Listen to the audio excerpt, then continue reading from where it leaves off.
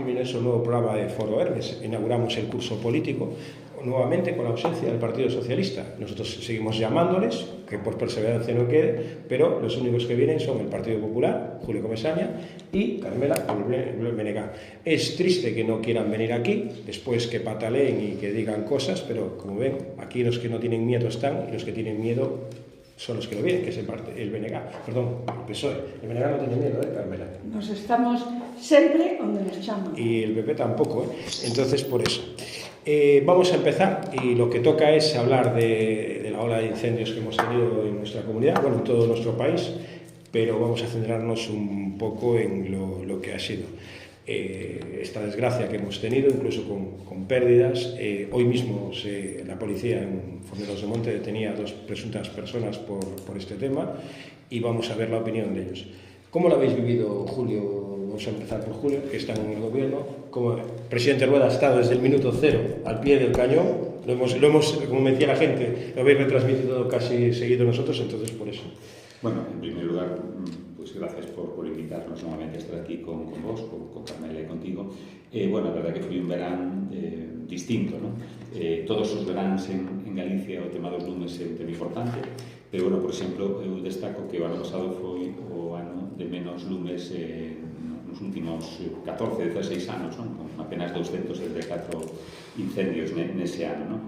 Este ano, a verdade é que, bueno, pues, xa antes de que empezáramos lumes, a sensación que tiñamos moitos era de que, bueno, pues, que esas temperaturas que en Vigo, precisamente, non estamos acostumbrados a ter máis que 2 días de calor intenso no verán. Empezamos a ver como a principios de agosto eses días eran un tras outro, e, bueno, pues, a verdade é que deu esa circunstancia apropiada para que, afortunadamente, non en Pontevedra, non na Coruña, non nos bosques de eucaliptos, non nos bosques con moitas frondosas, sino pois, neses bosques de Monte Baixo, en Ourense especialmente, pois, producirase días de 30 a 35 lumes cada un deles, non? Ata chegar aos 674 incendios nese período. Unha situación excepcional, derivada pois, desa situación climatolóxica.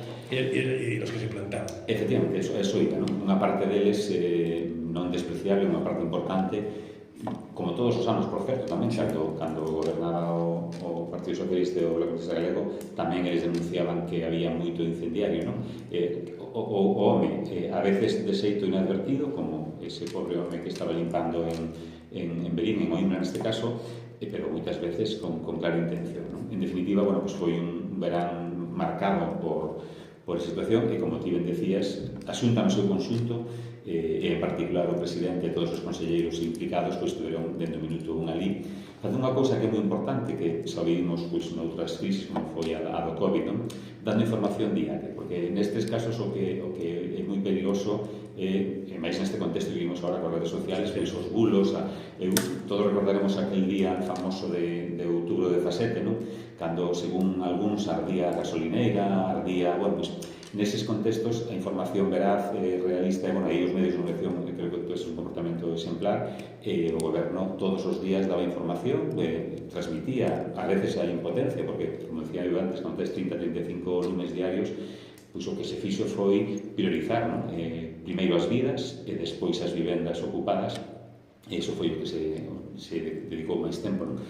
Dedicouselle un recurso na materia de loita contra o lume, na que Galicia é excepcional. Galicia é a comunidade autónoma que máis recursos destina materiales, humanos e presupuestarios. Podemos ver os 3 días nas comparativas co resto de comunidades autónomas, pero é certo que a situación que se deu este verán, pois había días puntuais que non había maneira de atallalos todos, e o que se fixo foi, pois, como decía, priorizar vidas e vivendas ocupadas, non?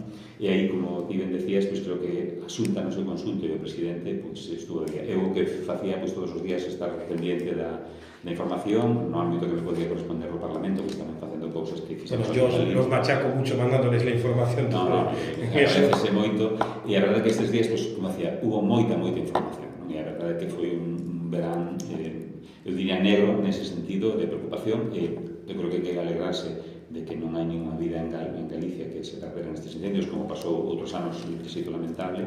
E, bueno, pois, hai que tomar nota das cousas que se poden mellorar, que sempre hai ámbito de mellora, pero tamén, sobre todo, eu quero rematar esta intervención pois agradecéndolle ese dispositivo de extinción de lumes, todas as persoas que estaban ali, tanto o persoal da Xunta, os que estaban apagando os lumes, os que estaban coordinando, moi importante esa coordinación, cada vez máis crítica, todos os voluntarios que se acercaron, os ámbitos, os bombeiros locais, por suposto a UME, todo o mundo que participou, e os que non participaron activamente no lume, pero sí deron soporte para o xamento, para comidas, para todo, que eu creo que en definitiva todos os galegos estuvemos eses días moi preocupados por lo que iba pasando. Yo voy a dar un apunte. Si había tanta información que a mí desde el programa En Boca de Todos, me llamaron 2 días para pedirnos las imágenes tanto un día del presidente, bueno, otro era un tema político, pero del presidente de la Xunta, y dije, para la Xunta, son imágenes que la Xunta nos las daba, ¿verdad?, en ese aspecto. Carmen, el bloque, ¿cómo lo veis? Bueno, pues nos non estamos en absoluto de acordo nesta valoración que acaba de facer Julio. Nos precisamente o que pensamos é que estes incendios demostraron que non estamos preparados para o que lle chaman a incendios de sexta xeración e que estivemos ante a peor xestión dos incendios da historia de Galiza. Porque dar información non é sair na televisión, senón a transparencia e os datos reais. E iso non se deu, porque hubo casos nos que durante semanas se ocultaron incendios, ocultaronse hasta 422 incendios no mes de agosto, que non aparecían na páxina da Xunta de Galiza.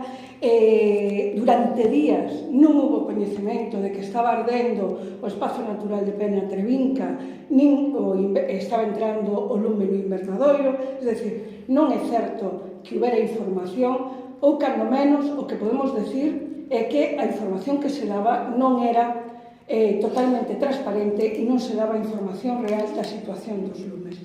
E temos que ter en conta, cando digo que non estamos preparados, porque agora oímos os membros do goberno galego, o presidente Rueda, falar de que estes incendios son distintos, estamos falando de incendio de sexta xeración.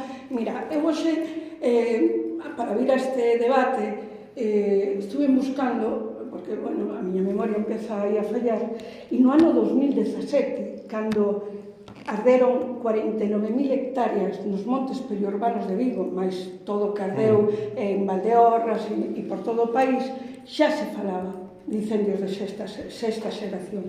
Xa se falaba de que o abandono do rural máis o cambio climático estaban provocando incendios moito máis virulentos, moito máis difíciles de apagar se non se atallaban no momento de comezar, nun primeiro momento, e pasaron 13 anos, perdón. Pasaron 13 anos desde 2017 e seguimos igual. Perdón, eu digo 13 anos, perdón. 8 anos, perdón. Acabou. 8 anos desde 2017. E a situación é exactamente igual. Temos os mesmos medios, temos o mesmo abandono de rural, temos o mesmo orzamento destinado ao mantemento dos montes e a limpeza e a conservación dos montes. Yo di a noticia que había máis en febrero. A noticia pode dar, pero o que din os brigadistas, o que din os traballadores é que faltaban preto de 200 membros das brigadas forestais durante os incendios, é dicir, no mes de agosto. Non son datos que dice o BNG, son datos que denunciaron os sindicatos neses momentos. Entón, estamos falando dun abandono da política forestal e dunha total falta de previsión para uns incendios que, é certo, cada vez son máis virulentos e cada vez son máis difíciles de apagar polas circunstancias que se producen de abandono do rural. E iso levamos escoitando durante, nós que falamos de tanta información, tantos informativos especiais na CRTVG a horas de máxima audiencia como a 1 da mañá, que é algo que tamén indica o grau de información que tiña o goberno galego ocultando e manipulando a información nos medios públicos galegos. pero estamos falando de que non fixemos o traballo previo, que o máis importante. Todos os...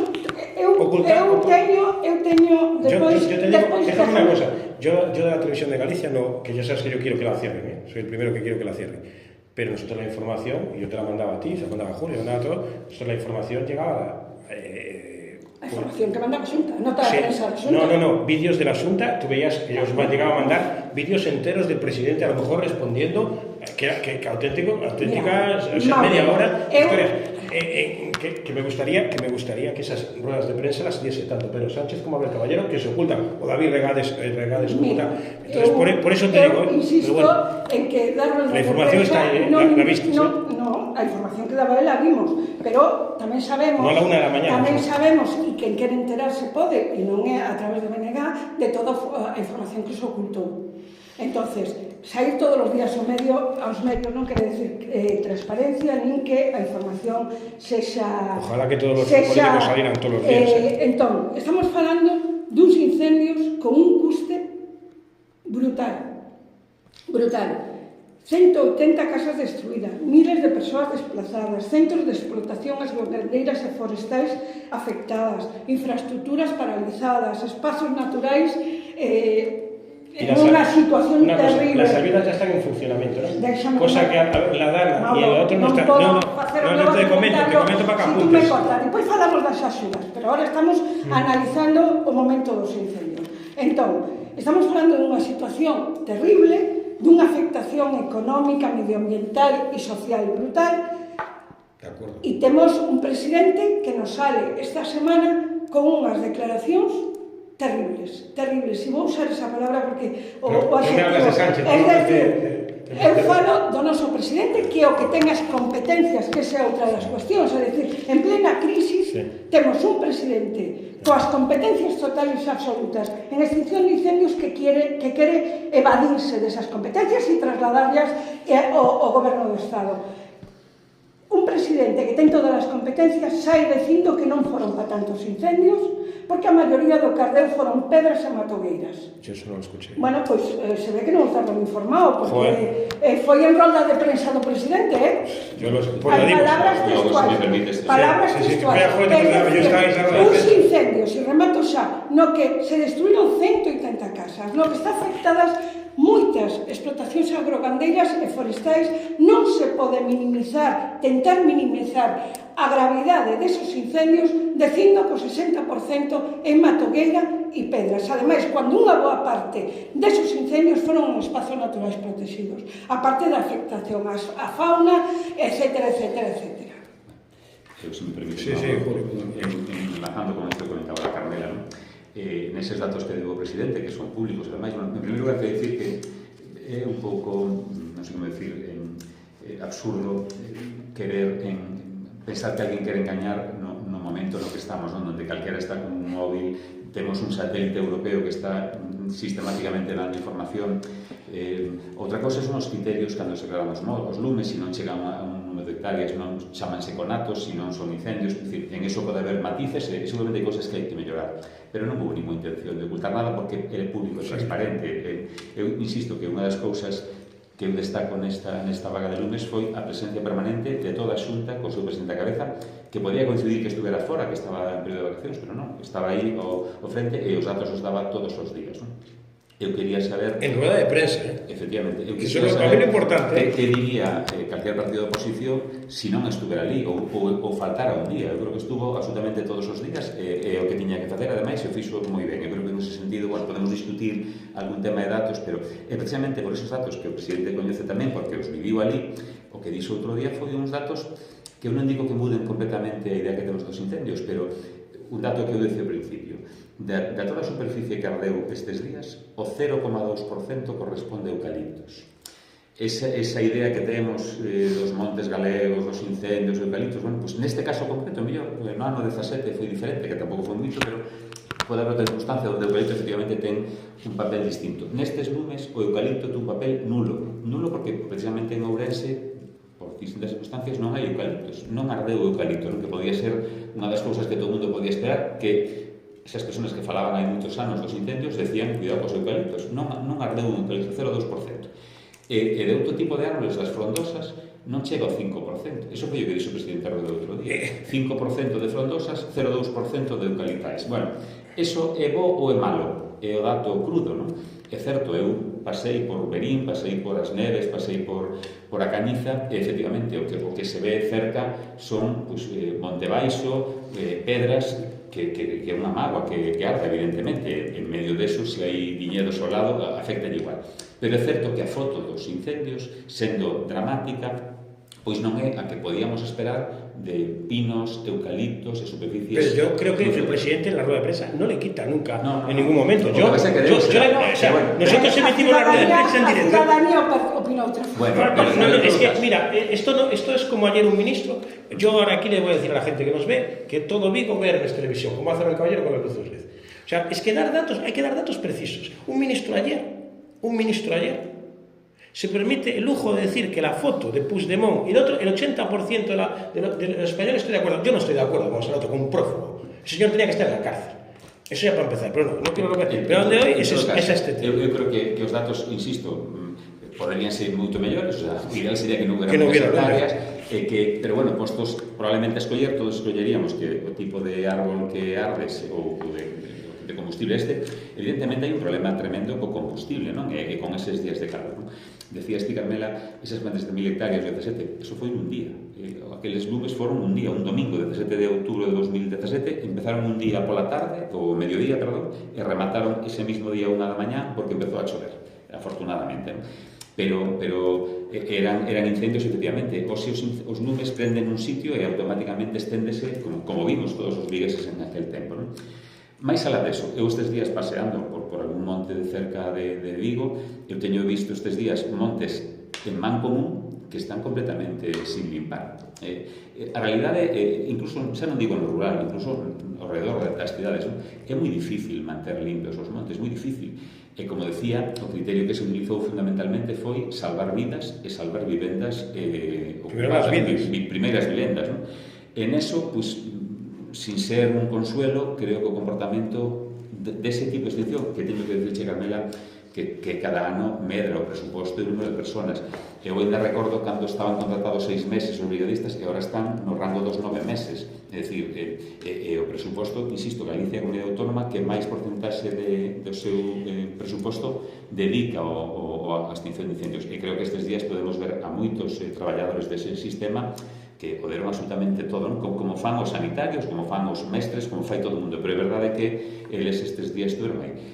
Que podemos ter máis prevención? Bueno, eu creo que a raíz precisamente dos incendios de 17 no Parlamento fixo ese dictamen, fixo unha comisión, fixo un dictamen que temos que analizarlo, e aí está o reto, analizar ese dictamen, ver que cousas se cumpriron. Eu teño que decir que moitas das cousas, eu leí ese dictamen estes días, un pouco para ver que cousas se fixeran, e hai cousas que estaban aí que eran moi novedosas, as aldeas modelo, por exemplo, a ganadería extensiva en torno aos núcleos de población. Temos xa cousas posas en marcha nese sentido que funcionaron ademais.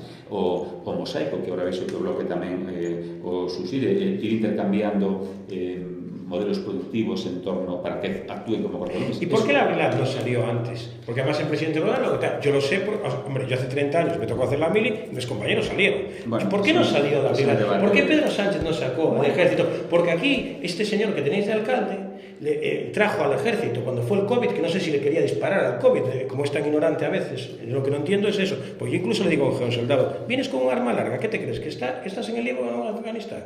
O sea, es que son cosas incomprensibles que no se puso, pero si necesitábamos ayuda, que la pidiéramos, ¿no? Como hicieron con la Dana o con la Palma. Es que A ver, eu alguna persona que estuvo ali que me tuvo alguna información, o que decía antes, hubo momentos que realmente era imposible porque os lumes salían por todas partes, ¿no? E aí foi onde se plantexou que ademais da UME, que eu decía que foi unha axuda fundamental, non? Pois que había que mobilizar eses recursos que, ademais, curiosamente, en Pontevedra están aí, eses bulldozers, eses dispositivos para mover grandes... Los ingenieros que tienen... Bueno, pues eso, a verdade que se pediu, porque había un momento que o número de lumes era tan grande que se pediu toda a axuda posible, se relatou o que facía falta, eu decía que ese seguimento puden ver o que se pedía e o que iba chegando, e a verdade que a sensación que teño é que non foi todo así que tiña que ser. Foi chegando a contagotas despois, pero non chegou como tiña que chegar. Eu bueno, Vigo mismo enviou bombeiros. Eu creo que todo o mundo nese momento ofreceu, a min chegaronme por distintas circunstancias ofertas de axuda, moita xente axudou. A min non se me ocurre nadie decir, non, o que queira axuda que a pide. Aquí todo o mundo volcouse. Eu estou seguro que se o goberno lle dixera ao operativo de lumes en Galicia hai isto aquí, pues, sería moi ben vido. Eu creo que tuvo que ser ao revés, tuvo que ser, necesitamos isto, que o trasladen. Pero se lo pidió el presidente varias veces, sí, sí. varias veces, e se lo negaron. Non vou a facer eu aquí defensa do goberno do Estado, que non me corresponde. Bueno, é menos do exército, non? Pero son socios vuestros, é menos do exército, pero hai unha cuestión que acerta. E Xulio, que ademais se fixo seguimento, sabe, cando hai un comité de seguimento de unha historia, tú non podes trasladar medios sin que che os pidan, es decir, que encontró os medios que se precisan, que sabe o que se necesita, como se necesita, é o comité de seguimento. Se pediron, cando pediron, eu polo que vin, algo chegou. Non vou a justificar eso, porque eu creo que a clave non está en que vinieran máis medios ou non, porque o falamos antes, es decir, estos incendios non se apagan con batelumes, e eso todo dice... Pero para hacer los cortafuegos... Déjame rematar, Mauro, déjame rematar. Non se apagan con batelumes, e insisto, eu sei de primeira man, porque, teño xente ao meu alrededor que traballou durante anos, estos incendios se traballan técnicamente. Sí, sí. Nin con cortalumes, nin con nada de eso. Exactamente, facendo cortalumes. E iso non pode facer un militar sin preparación. E máis, un dos problemas que hubo no 2006... Pero se nos preparaban para eso. Carmela, no me digas, perdona. De verdad, no me deixa rematar un comentario, é imposible. Escucha una cosa, no me puedes decir eso porque yo estuve en el ejército y a nosotros se nos hacía extinción de incendios y estábamos, nosotros teníamos un retén de incendio y nos enseñaban a apagar incendios. Yo no sé, es verdad que yo soy muy viejo. Tengo muchos años. Entiendo que eso se hacía. Pero tú me entiendes que en el año 95, que queda muy atrás, se hacía. Si ahora la ministra Áñez la Pájara, como le llama Pedro Sánchez, no lo hacen, que se va. A lo mejor los demás tienen que estar aquí. Eu quería argumentar, e Julio imagino que estará de acuerdo, porque é unha realidade, no 2006 apelouse ao exército, os propios brigadistas, hubo un momento nos que pediron por favor que se furan, porque o que facían era estorbar, porque non sabían nin como actuar, nin que facer, e a raíz de eso se creou a UME, porque precisamente non podes mandar a calquera a un UME, porque o que fai é estorbar os que realmente saben. Entón, non se trataba de máis persoas. O que se trata é do que eu dixen ao principio, de non chegar a ese momento. Porque se chegamos a ese momento é moi difícil paralo. E en eso estamos todos de acordo. Ninguén está en desacordo con eso. Espera, Julio, que remato xa. Ninguén está en desacordo con eso. Por eso decimos que o fallo máis grave que foi aquí foi non ter os medios adecuados preparados, un contingente de brigadistas preparados para actuar rápidamente. En zonas como Ourense, ademais, pola dispersidade poboacional, ainda hai menos que nas zonas como a nosa. Menos efectivos, E cando é, ademais, un polvorín. É un polvorín. É moi difícil chegar porque non se está prevendo. E dice Julio, como facemos para conseguir que todos os montes estén limpios? Dándolle vida ao rural. Dándolle vida ao rural, que é onde está fallando o goberno da Xunta. É incapaz. As aldeas modelos temos, son de momento é por decir que puxemos en marcha. Están aí, están dando resultados. Non temos franxas perdón, non me sale a palabra, franxas de protección. E Vigo é un grande exemplo. E aquí podemos botarle a culpa a la Xunta a Bel. A Mancomunidade de Montes está farta das dúas administracións. E eso te dicen a ti, a mí e a calquera, porque eu estuve este verán con eles, onde había xente do Partido Popular e xente do Partido Socialista, e están fartos. Es decir, levan desde o 2006 con un proxecto redactados por eles mesmos, de unha franxa de protección, o que eles chaman o cinto verde, que non consiguen poñer pero en a marcha. lo 150 veces. No, e a Xunta viu aquí o anterior conselleiro 2 ou 3 veces ofrecer diñeiro. Que pasa? Que non nos tomamos en serio os incendios ata que non arde. E ese é o grave problema que temos nesta comunidade autónoma, neste país. É dicir, eu creo que hai muitísimos factores, non vale a pena repetilos todos, non? Pero decías ti, non? Aquí mesmo, o sea, en Vigo non hai abandono do que se podemos chamar rural de Vigo, non? Campeán, Cabral, Matamá, Comesaña, todas as zonas, a xente vive aí, e, sin embargo, ti sales das zonas habitadas e topaste, digo xo na miña zona, zonas totalmente descuidadas, da comunidade de montes, de propietarios, muitísima xente. Claro, pero eso é, Julio, porque as comunidades de montes non teñen recursos.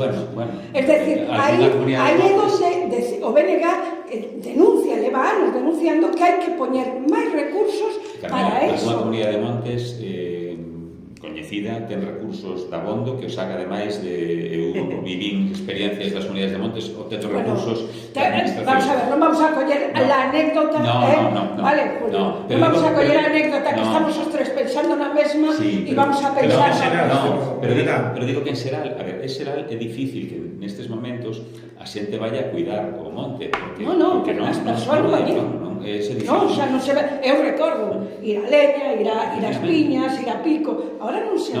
Bueno, pois é función das administracións velar porque é o noso patrimonio, ademais. Ninguén cuestiona os millóns que lle podemos dedicar, non digo máis, a Catedral de Santiago ou a Muralla de Lugo.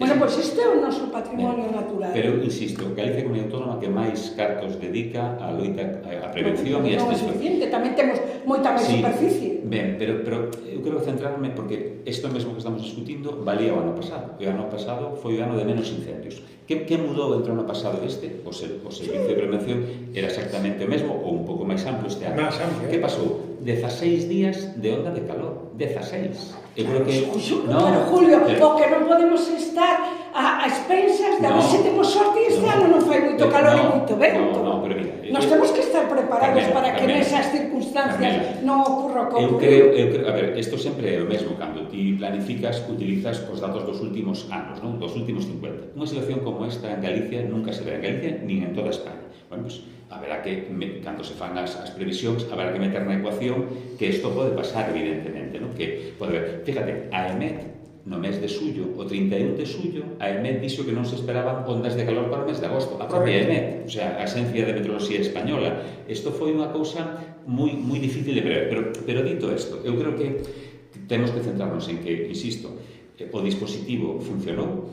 Cando había esa circunstancia de moitos lumes ao mesmo tempo, efectivamente, se pensou que o exército non para apagar, para extinguir lumes, o exército se pediu para trasladar os bulldozers que tiñan e para trasladar xente de xeito esporádico. E cortar fuego dos cortafuegos. Axudar a facer cortalumes. Os bulldozers do exército que están en Figueiredo, ali nun hangar parados, parecía que eran oportunos. E os expertos técnicos do Servicio de Prevención dixeron, oye, aquí os bulldozers do exército nos veían moi ben, e sobre todo para mobilizar todo eso.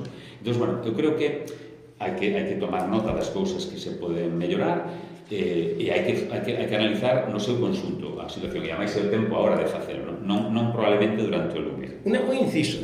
¿Cuánto se tardó en llegar? Porque además nosotros dimos en directo la llegada de los aviones también, porque las imágenes hay que reconocer que nos las recibió Televisión Española. ¿Cuánto tardaron en llegar los primeros aviones desde Europa? Porque Pedro Sánchez no nos pedía, porque estaba de vacaciones. Yo entiendo que tenéis que defender a vuestro socio, porque vivís como nunca todos los independentistas con él. Es cierto. Pero, Carmela, ¿cuánto tiempo se tardó en pedir esos aviones? A Europa le estaba pidiendo, estaba diciendo a España, tenemos los aviones, tenemos las cosas. Pedro Sánchez quería que las comunidades del Partido Popular sirvieran. Pedro Sánchez es el primero incendiario. Sí, Carmela, sí.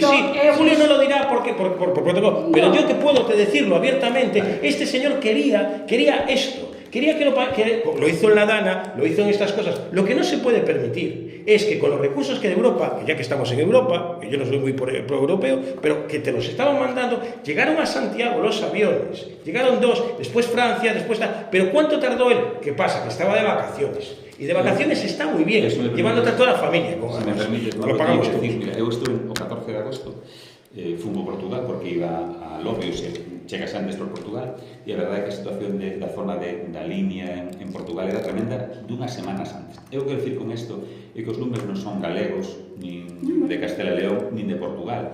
Sí que creo que hai que ter mecanismos de coordinación e estar moi alerta. Eu insisto que a EMET non preveeu esta situación de onda de calor, que, bueno, pode parecer moi fácil, non? E que logo os dispositivos, os lumes recordamos que entraban na comunidade e pasaban a outra. Eu sí que creo que o máis de que as competencias sexan das comunidades autónomas, que o son e as exercen. É certo que o paraguas do Estado ou incluso o paraguas de Europa, cando ten que ver con isto, ten que estar aí. E a verdade é que é unha lástima que nin unha cousa nin a outra estuveran máis sólidas.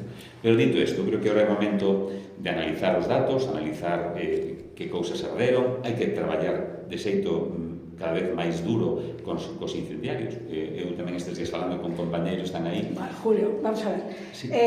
Son mínimos. E ese dato é coñecido. Falamos dun 9% de incendios provocados. Eu non estou de acordo. Bueno, pero que non é que tú estes de acordo. É dicir, temos, sabes que temos unha brigada que se dedica a investigación de incendios dentro do servizo. Es decir, o 9% dos incendios son provocados. O gran incendio foi provocado polo tren, é dicir, non é certo. Pois eu teño discrepancias ao respecto, supoño que son lógicas. Eu vin datos do Ministerio onde a porcentaxe de incendios provocados polo home mezclando... Claro, pero unha cosa é un incendio provocado polo home e outra é incendio provocado, é dicir, intencionado. Pero eu creo que todo o mundo sabe... Un 9%. No, eu creo que son máis, e de feito... Pero as masías plantaban fogos aquí, despois iban al outro lado, e entón lo hacían de tal manera que... Yo por lo que dijo la Guardia Civil... Mira, eu leí outro día un artigo... Sí, pero eso é o propio incendio, Eso os investigadores te explican que, sobre todo en incendios deste tipo, o que fai é saltar. E aparentemente parece increíble que traslades unha chispa a 1 kilómetro, pero funciona así. Eu digo que o que non podemos ocultar a problemática dos incendios en buscar culpables. Buscar culpables non é a solución. Temos que facer autocrítica, temos que saber que fixemos mal. E esta xestión... Non se fixo. Carmelo, eu insisto, eu recomendoche, porque eu leí, que me recomendaron tamén que está moi ben, o dictamen do 18. Analiza, porque, a ver, eu creo que se falamos 2 horas, sacamos, pois desde que aparezcan os marcos, desde o veciño que non me limpia, hai moitos factores, e como dices ti, Carmela, nunha comunidade autónoma que é a que máis masa forestal ten en proporción de toda España, pois estas cousas vense moito. Pois os ganadeiros, o sea, hai moita, pero efectivamente hai xente que por distintos motivos prende lumes. Eu non che podo asegurar se son o 8%, eu teño a sensación que é moito máis, e o que me dice xente que traballa nos lumes é que é moito máis, non? E ademais moi efectivo. Decía que leí un artigo do ano 18 donde contaba alguén que, claro, cando ti dices que os que collen son poucos, claro, porque os que fan as cousas ben non os colles. Non digo que os collen, digo que os lumes os estudios din que os lumes intencionados son o 9% dos que se provocan. Eu, de todas formas, eu non quero falar de incendiarios porque iso é unha cortina de fume para tapar a problemática real. Eu non creo que o problema sexa que haxa un 9% de persoas que se dediquen a prender lume. Porque o problema é que o lume pode aparecer por cualquier motivo. E o que temos é que estar preparado para cando apareza. E podemos ter un dictamen maravilloso do 2018, maravilloso, pero a realidade é que non cambiou na base. Non cambiou na base. Seguimos co mismo sistema, seguimos coa mesma cantidad de xente. É certo que despois de moito pelear, eles conseguiron estar os 9 meses. Es decir, que pasa? Que eles mesmos denuncian que precisamente unha das problemáticas do servicio de incendios é esa temporalidade, ser fixos discontinuos. Por qué? Porque non teñen, porque en cuanto alguén que traballa en incendios consigue un traballo anual, abandona o servicio de incendios e abandonamos os profesionais, que unha das cosas que están denunciando, que xa se manipulou aí, que parece que lo que quieren es estar os que levan tempo por riba, os que acaban de entrar. Non se trata de eso. Eles non están denunciando que os que acaben de entrar non poidan ir a traballar para zonas peligrosas, senón que o que non podemos é perder profesionais con anos de experiencia porque non poden vivir con 9 meses de traballo ano. E iso que hai que consolidar. Eu non sei se todos queren os 12 meses, tampouco teño dúbidas. Eu non sei, pero eles falan de que necesitan estabilidade laboral. Ninguén pode ninguén pode vivir con 9 meses de traballo ano. E iso é así. E despois temos que ir ás problemáticas estructural. Es decir, estos incendios van a seguir funcionando. E eu quero poñer un exemplo. O País Vasco non arde. Non, o País Vasco, hombre, habrá incendios, vai haber incendios sempre, partimos da base de que sempre vai haber incendios. Bueno, Carmela, pero Galicia o ano pasado non ardeu. Claro, pero insistimos. Porque o clima é un factor fundamental. Non me seas demagogo, claro, pero este ano a ola de calor chegou ao País Vasco. Ao País Vasco non tanto, digoche que non. Vamos a avanzar. Eu digoche que vayas, a ti que te gusta andar polo monte, que vayas a camiñar e a visitar os montes do País Vasco e entonces o mellor sabemos cual é unha das claves e o rural vasco para saber por que os montes vascos non arden. Eu aquí, se me permites, Mauro, tamén unha reflexión. Eu creo tamén que hai unha cousa que nestes últimos anos, probablemente con unha boa intención, pero tamén aos que viven no rural, os que digo en Ourense ou en Candeán ou en Carral, cada vez é máis difícil facer cousas que antes se facían. Vou facer a referencia aos galiñeiros deste ano, pero se analizamos todas as normas e todo o que está pasando últimamente, cada vez é máis difícil manter algún deses elementos que axudaban a limpar o monte. E creo que esa reflexión tamén temos que facela.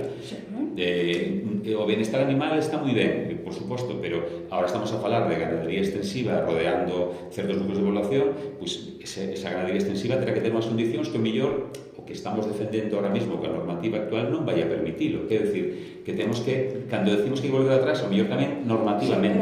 Pero moitas veces o problema, e aí algo que nos denunciamos, non é tanto ter que pedir o permiso, sino as dificultades para pedilo. É dicir, o que habrá será que simplificar e facilitar o acceso.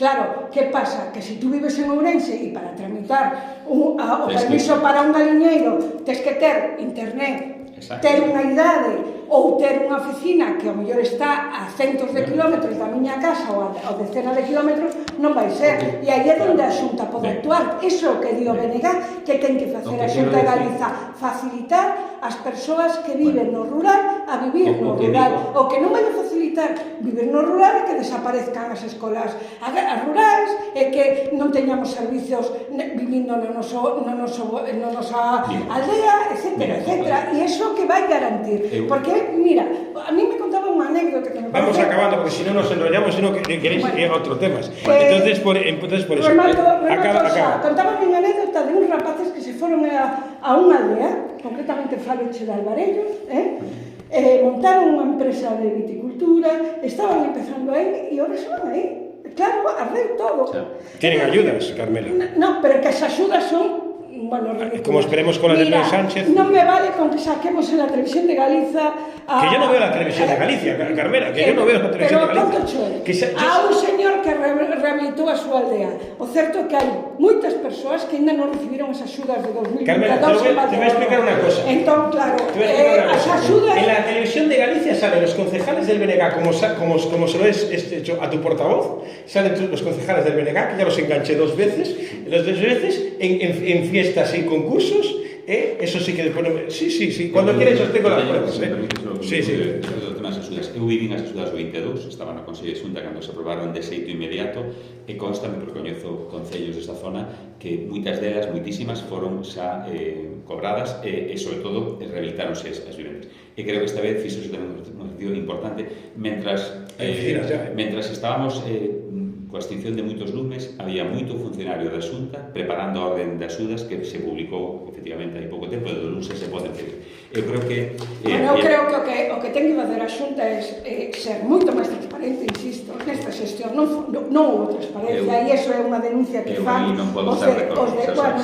E, sobre todo, actuar, eu creo que falábamos de que o 2017 foron uns incendios moi fortes, no 2022 demostraron que iban a máis, e estes incendios acaban de demostrarnos que vai a máis. Se non empezamos dende xa a tomar medidas. O BNG ten unha proposta que vai trasladar ao Parlamento, que chamamos o Plan Ciencia e Vida. Son 50 medidas que hai que poñer en marcha xa. Pero xa, están no dictamen. Bueno, pero non se trata de que as nosas están en papel. A cuestión non é telas en papel, é pasalas do papel á realidade. Hai que incrementar os orzamentos para dar vida rural e para que o rural manteña ese patrimonio natural. Vou a dar dos datos. 30 segundos e acabamos. Centros de saúde, servicios sanitarios no rural. Galicia é a comunidade autónoma que máis centros de saúde ten no rural.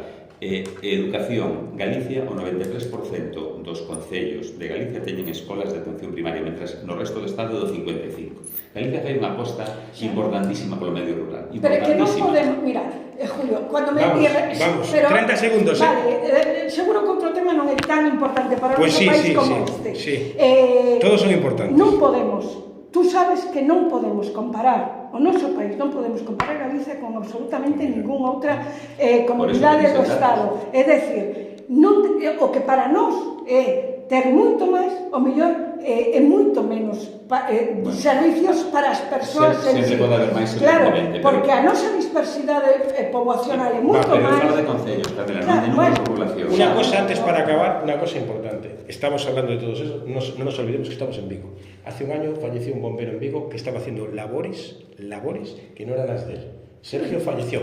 Y el cobarde Abel Caballero, le llamo cobarde, mentiroso, y el juzgado sabe dónde está, que me denuncie, fue a la manifestación que montasteis ese día, la de los lumes este año, pero el año pasado, con todos los bomberos, y con todos no fue. Eso no tiene vergüenza, él y todo su gobierno. Bueno, eso no tiene vergüenza. Puedo criticar eso y puedo él no tiene vergüenza. Y es un señor que debería haber dimitido él y todo su gobierno porque falleció el bombero. Porque no es cierto, y es cierto que además lo denunciaba el portavoz vuestro, lo denunció que faltaban bomberos y cuando se le pregunta se pone como hecho un basilisco en esta ciudad. Y después dice, no, es que van fuera voluntariamente, pero no hay los suficientes. El parque está como está y es muy fácil entregarle diplomas a su mujer, que a lo mejor es eso. Entonces, hasta ahí... non te voy ya, pero yo lo que deberíais haber echado de la manifestación a él y a sus concejales y dándose besos con Yolanda, que estaba súper morena, qué envidia, yo que no pisé la playa en la historia, pero estuvo pagando un incendio. Sí, era el humo. O BNG precisamente llevamos denunciando que no se cumple o número mínimo de bomberos diarios en esta ciudad. Y bueno, y claro que denunciamos que pero yo lo he hecho deberíais haber echado de la manifestación. Que se utilicen para hacer fotos. Porque lo que hicieron, aquella manifestación, en vez de una manifestación, era un acto político. Unos por un lado, otros por otro. Bueno, aquello fue vergonzoso, asqueroso. Invitar a un incendio con pocas manifestaciones. Asqueroso. Y después hay una cosa. No, perdona, seguían activos. Y es más, ese día fue cuando en olla se. O de Pena Trivinca y o de Invernadero. Carmela, en olla, ese día fue cuando se declaró el incendio. ¿Te acuerdas? No fue así. Fue en olla. Y Yolanda vino aquí a hacer el paripé. Eso es lo que viene a hacer esa señora. Además, una señora que no tiene representación en Galicia. No sé si esperas que un No voy a saber. No, porque ahora, de hecho, vamos a hablar de que es del tema de. Vamos a Julio le coge, que es los exámenes MIR. Y volvemos, porque todos los días tengo que aguantar la chapa de Abel Caballero de que los exámenes MIR, de que porque él se volvió independentista Abel Caballero. Dijo que la Asunta no hacía falta en Vigo. O sea que no, pero independentista ciudadano. Sí, porque él es la aldea de Asteres, él debe ser algunos. Entonces, hoy va a salir. No es algo nuevo. Sí, hoy sale volviendo a hablar de los exámenes MIR y critica, ya la criticó, volvió a criticar a la ministra, que es de Más Madrid, no es humano, no sé, que son tantos que. Entonces, ¿qué pasa con los exámenes MIR? Bueno, a ver, efectivamente, no ano, cando fui de todos os anos atrás, sempre o examen MIR se facía en Galicia exclusivamente na cidade de Santiago, ¿no? Facía allí, esta mesa é a única facultade está allí, en que teña docencia especializada e facíase habitualmente allí. É certo que coa COVID, para disminuir o número de persoas que se concentraban no examen MIR, que se mantuvo, por certo, a pesar do COVID, pois se decidiu ampliar, pasouse de 22 sedes a nivel nacional a 28, sumáronse 6, e unha das que sumou foi efectivamente Vigo. Bueno, pois alá por mediados de xullo deste ano, o Ministerio de Sanidade, que efectivamente está o Partido Socialista renunciou a Sanidade Pública e ya deu a Sumar, e dentro de Sumar a leva máis Madrid, que teño que decir que é un exercicio puro e duro de campaña electoral permanente da ministra para ser candidata da Comunidade de Madrid, porque todo o mundo sabe que vai ser a candidata da Comunidade de Madrid, e é iso que fai pues, prácticamente todos os días. Bueno, pues, como está eso, non está outra cousa, decidiu que por motivos estrictamente económicos 6 desas cidades que se engadiran na COVID se caían. Bueno, pues, fixo un planteamento de que se caía. As unidades autónomas reclamaron pues, seguir mantendo eso, porque é certo que unha vez que ti estableces os mecanismos e a estructura para facelo, neste caso en Vigo, é moi difícil despois dar iso marcha atrás. Probablemente haya que aumentar na Coruña en máis sitios, non? Bueno, pois o Ministerio, neste caso o Goberno Socialista, o Presidente do Goberno e a Ministra de Sanidade de Sumar, decidiron que Vigo non tiña entidade suficiente e que os exámenes se concentraban todos en Santiago. Nós, dende logo, salimos ese mesmo día dentro do Partido Popular a denunciar eso a nivel nacional, esas 6 sedes, como digo, e o Ministerio pues, é que ten que volver a restaurar ese examen na cidade, non hai máis que eso. Vosotros como lo veis, Carmela? Nos o que vemos é terrible a situación que temos nesta cidade. Temos un alcalde que... Perdona, tenemos luces, de Navidad, ya. Temos un alcalde que nos está enfrontando continuamente co resto das cidades, comparándonos, facendo que pareza que os nosos enemigos son as cidades de Santiago de Compostela, e o BNG xa saímos en varias ocasións a decir que nós non estamos de acordo con esa estrategia do alcalde, David Caballero, e nós creemos que o que hai é que negociar e consensuar todas as decisións que se tomen. Claramente, Abel Caballero el presume de ter línea directa co presidente, entón parecenos terrible que veña a denunciar cuestións que decide o Goberno do Estado como se fora algo que deciden os demais, non? Entón, eu non sei se o mellor é que haxa 3, que haxa 2, pásanos igual que coa Facultade de Medicina. Aquí non se trata de acabar peleando se tres aeroportos, un aeroporto solo, tres facultades de Medicina ou 3 sedes de Facultade de Medicina, etcétera. Nos, o que sí decimos, e o decimos sempre, e vamos a insistir, en que Vigo non pode parapetarse en fronte ao resto das cidades. E Vigo ten que traballar por consensuar. Xa sabemos que o alcalde lle vai moi ben este pim-pam-pum, a Xunta tamén lle vai moi ben, porque eso lle permite, estar en posición de que non vamos a ir porque o alcalde non quere. Entonces, o que vemos é que agora perdemos a sede do Xamemir, a este paso seremos os únicos que non teñamos sede ou Facultade de Medicina, porque como nos ven ben estar enfrontados aos demais e que parece que non nos quieren e que non sea claro, non sei. O BNG temos claro que isto non pode seguir en esta dinámica de pim-pam-pum e de enfrontamento de Vigo co resto de Galiza, porque nós non queremos enfrontarnos. Vigo é a maior cidade de Galiza e Vigo non só ten que estar, como dice o alcalde, nas mesmas condicións, senón que Vigo ten que ser o motor de todo o país. Vigo é a maior cidade de Galiza e, como tal, ten que estar á cabeza de todas as políticas que se determinen e que se decidan na nosa comunidade. Bueno, pois, mentras teñamos este alcalde, seguiremos con esta política de enfrontamento e de salir a prensa a decir que nadie nos quiere e que todo o mundo nos quiere mal. Bueno, somos un meme, porque en junio estábamos hablando de Navidad. Decías, Mauro, que isto llevará ao alcalde, pero que non. A ver, aquí a Xunta non ten absolutamente nada que ver nesta cuestión. Pero la mete. Efectivamente, é unha cuestión estrictamente do Goberno, e el, que sempre presume de ter ese acceso directo, pois evidentemente neste caso non o está tendo, non? volvemos á situación que había antes da COVID, unha mágoa porque a COVID trouxe cosas boas, por exemplo, este acercamento dun examen tan importante como o examen MIR, ¿no? Quería hablar, para acabar, del tema que saltó ayer, lo de Ryanair, por ejemplo.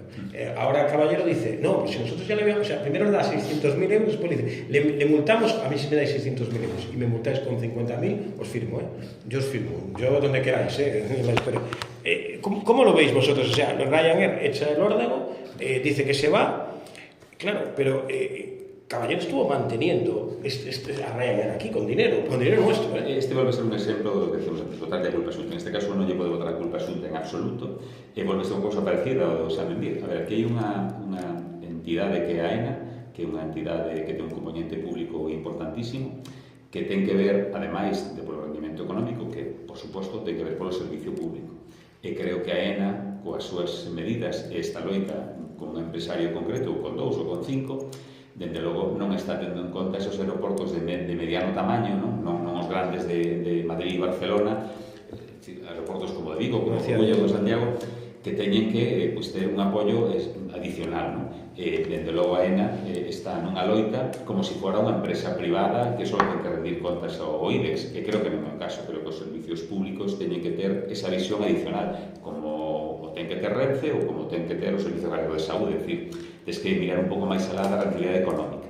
E creo que as liortas económicas teñen que estar un pouco por detrás do interés común, e aquí estamos falando dun tema de interés común, pero xa non só o tema de Ryanair. A mí é unha noticia moito máis demoledora que o axuste que anuncia Iberia dos voos a partir de outubro, donde o voo para ir a Madrid ir e volver no día, vas chegar a Madrid ás 12 da mañá. O sea, eu creo que eso tamén... Os empresarios los destroza. Isto creo que é tremendo. O sea, a situación do aeroporto de Vigo nese sentido, engadida a situación do AVE, que leva 4 horas chegar a Madrid en AVE, ou non tes avión para ir dende o aeroporto, a situación creo que está cada vez indo a moito máis complicada. Carmela. Bueno, nos xa levamos algúns anos, desde que Abel Caballero decidiu empezar a regalarlle diñeiro a Ryanair para competir. O que falábamos antes, non? Que os exámenes MIR. Seguimos igual. Coa competencia entre cidades, a ver quen ten máis, quen ten menos, e xa denunciábamos que non podíamos apostar ao mantemento e o funcionamento do aeroporto de Peinador a costa de subvencións. E levamos anos pedindo que se faga un consorcio, un chamelle como queiran, dos 3 aeroportos, que se estructure os 3 aeroportos, que se complementen, que se faga un estudo para facer viables os 3 aeroportos. Non podemos seguir na Galiza competindo Alvedro con Compostela, Compostela con Alvedro, Peinador con Alvedro, con Compostela. Isto é ridículo. É ridículo porque, ademais, eu non sei se alguén, bueno, os de Vigo sabémolo, e o que vou a decir, automáticamente todo o mundo me vai dar razón, pero que estamos perdendo todos. E sabedes quen gana? O Porto. Donde collemos vos agora a maioría da xente? Preguntarle aos empresarios vigueses donde van a coller o avión agora. Preguntarle a maioría da xente que marcha de vacacións fora de Galiza donde colle o avión. Los empresarios de hostelería te dicen que están contentos cuando mienten, porque una cosa es lo que te dicen delante de la cara y otra cosa fuera de cámara te dicen, es que no es verdad, es que estos datos turísticos no son verdad, estas cosas no son verdad. Eu insisto en non buscar culpables. Outra cosa é os galegos tamén temos que mover. Nos falamos da nosa movilidade. Traer xente por aquí é outro tema que é de turismo, e aí podríamos falar. Nadie de aquí colle un crucero, o sea, que é un fluxo. Sí, pero me refiero en eso. Pero desde logo, nos falamos de prestar servicios de transporte ás galegas e aos galegos. Lo que se hablaba siempre es que, por ejemplo, se centralizara en Santiago y que hubiese unas lanzaderas rápidas para llegar hasta Santiago. Pero mira, hai aspectos do mundo aeroportuario que van moito máis alá deso. Está o tema das mercancías, que está sen resolver. Está o tema de Sudamérica, por exemplo, que está o tema dos voos a Madrid. O sea, hai moita... Pero hacer un vuelo aí, Sí, pero ninguén lle pon o cascabel o gato. Pero hacer un vuelo a Ibiza, ¿creéis que es lo mejor? O sea, pagar desde Vigo un vuelo a Ibiza, eso es normal. Yo un día se lo pregunté en rueda de prensa. ¿Quién? Me dice, no lo sé, Mauro, y tú tampoco. A ver si me entiendes. Nosotros tenemos que hacer que venga gente a Vigo, no que vaya a Ibiza. Julio, Ibiza es un destino turístico. En este momento nin Julio, nin ti, nin eu sabemos se ter un voo a Ibiza é rendible. No, no lo es. Te lo puedo decir porque me lo dijeron. Para eso, me lo pregunté directamente a una persona que estaba pedindo que se faga esa comisión de coordinación dos tres aeropuertos, que se faga un estudio de rutas, que se faga un estudio de necesidades, e a mellor si que hai vos que dende o goberno galego, dende a Xunta, como xa fai, haxa que subvencionar, pois porque igual que se subvenciona o tren ou demais. Pero está claro que o que non podemos é seguir improvisando e deixando a ver que pasa todo neste país. E aí é onde, eu sinto, Julio, pero onde a Xunta de Galicia ten a responsabilidade. É dicir, de unha vez por todo, a Xunta ten que poñerse a traballar e ordear o transporte na nosa cidade. E non só, falo de todo de iso. todo. Intentos da Xunta por ordenar eso ten habido uns cuantos, pero a posición de algún concello sempre é a mesma. Imagínate aquí. En todo caso, insisto, eu creo que máis alá do debate concreto de Ryanair, creo que hai que pensar na postura da ENA. A ENA é o organismo público que ten que regular isto e ten que velar polos intereses, incluso máis alá dos intereses económicos, ten que velar polos intereses sociais, non? E creo que esta noticia de Ryanair e outras que teñen vido xa, porque non é a primeira, estaba Air France, que tamén o que pasaba antes e que non está, que aí hai que, creo que hai que ter unha visión de máis longo prazo. Que decir, vosotros non se pode subvencionar, porque se non eso, estás ante la piratería. No, e despois eu creo que temos un problema global tamén, e isto nos afecta a todos, pero estamos ante unhas compañías aéreas que realmente son pura explotación en xeral, ¿no? Explotación medioambiental, explotación ao pasaxeiro, incluso vimos como o ministro de Consumo intentou impoñerlles algunha sanción e foi totalmente neutralizada pola Unión Europea, que peor, es decir, a propia Unión Europea neutralizou unha medida, mira, fíxate que por unha vez vou a decir valente do goberno do Estado, que era sancionar por cobrar por unha maleta que levas, non?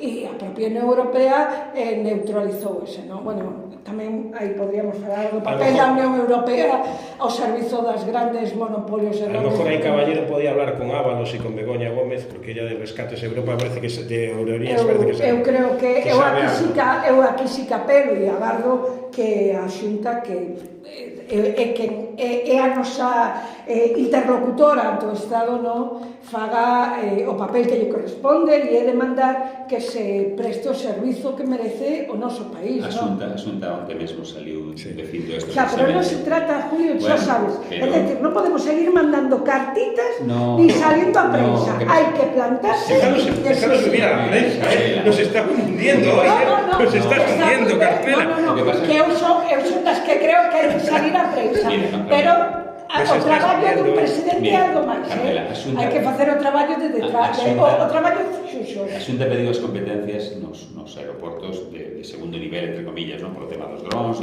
Lugo, Rozas, pero desde logo os tres grandes aeroportos son competencia exclusiva do goberno do Estado. Non digo que vayamos a pedir as competencias, digo que vayamos a Madrid a exigir que os nosos aeroportos teñan os servizos que os galegas e os galegos. Constame que a Xunta está nese tema. Carmela, te voy a pedir un minuto, que quiero hacer una pregunta a Julio.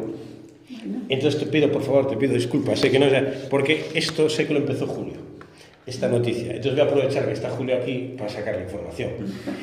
El otro día el consejero... Pero puedes traerlo, seguro que te acepto una entrevista. No, pero ya que está aquí, voy a aprovechar, ¿sabes?